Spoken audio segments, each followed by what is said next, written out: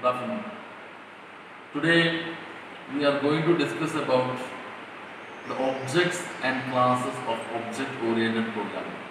In the last class, we discussed about the key concepts of OOP, that means inheritance, polymorphism, abstraction and encapsulation. Now we are going to discuss about objects and classes in object-oriented programming concepts. What are objects?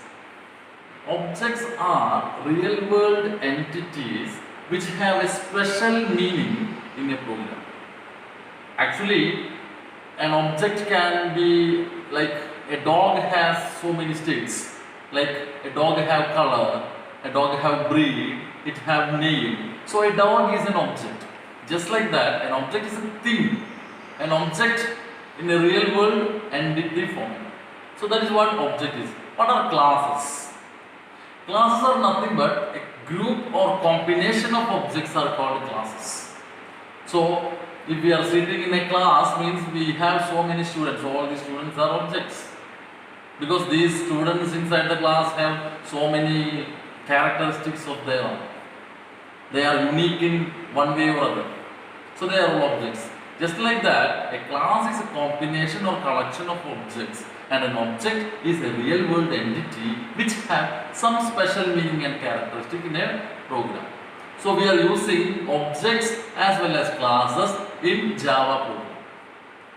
Okay. So a class is sometimes defined in a Java program as blueprint of objects. So what is a class? A class is a collection of objects, or it is a blueprint of object.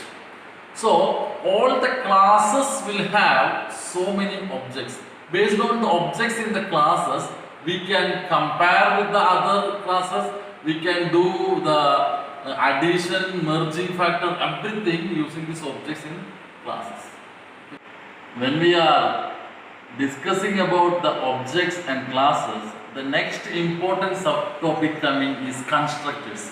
What are constructors? What is the major specialty of a constructor?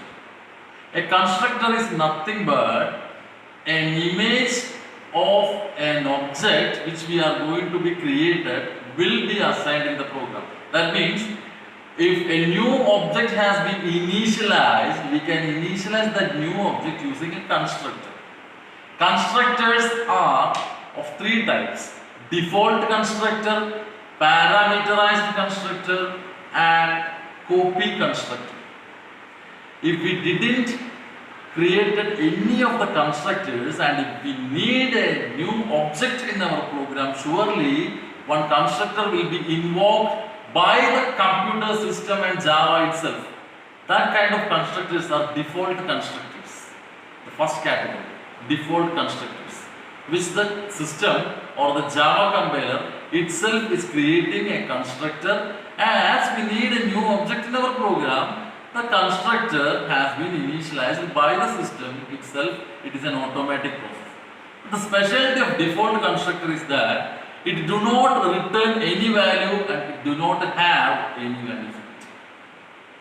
So the constructor which do not have any values are sometimes called as default constructors. Second is parameterized constructor. Parameters are arguments or the conditions which we are giving for the sake of the program. So these conditions or arguments we are giving is inside the parenthesis of the constructor. So if we are invoking a parameterized constructor, inside that parenthesis of the constructor, we are putting some parenthesis or conditions. It is unlike default constructor. Default constructor, inside the parenthesis nothing will be there because it is default. It is an automatic process. Java compiler itself is doing that. So there is no value inside this default constructor. But in parameterized constructor, some parameters, some conditions, some arguments will be there inside that parenthesis brackets. So this is the second type of constructor, parameterized constructor. And third group of constructors are copy constructors. Copy constructors are, just like its name, it is copying whatever the definition of that constructor in the first session, it will be copied to the next session also. This is what copy constructors. Copy constructor do not have its own definitions, its own invoke style and all. It is directly copying which all constructor we already invoked. It is copying the whole thing. Only thing is that one reference variables or ampersand symbol. Ampersand symbol means the symbol which we are using in our keyboard for AND.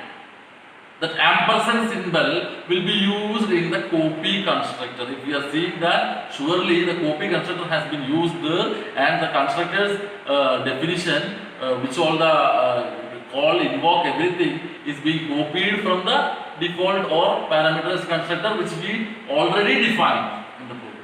This is what copy constructor is. These are the three types of constructors. So what is the purpose of constructor? We discussed about objects and classes. If we want to have a new object in a class, we should give a constructor first. Through constructor only we can create a object. This is the purpose of constructor. Constructors are of three types: default constructor, parameterized constructor, and copy constructor. What is default constructor?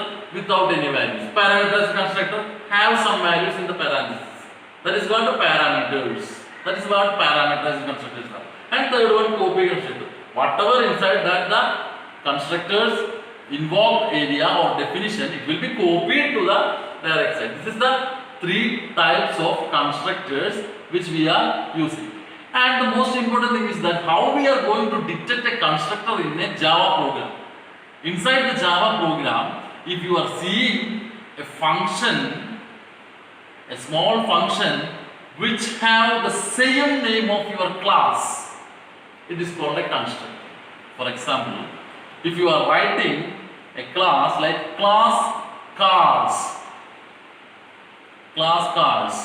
so cars, cars is the name of your class, and inside your program, inside that class cars, if you are seeing a function means nothing but just writing and putting in parenthesis is a function.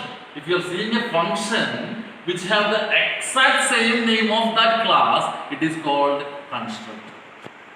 So you can detect a constructor by seeing the name of the constructor. The name of the constructor will be the same as of the name of the class.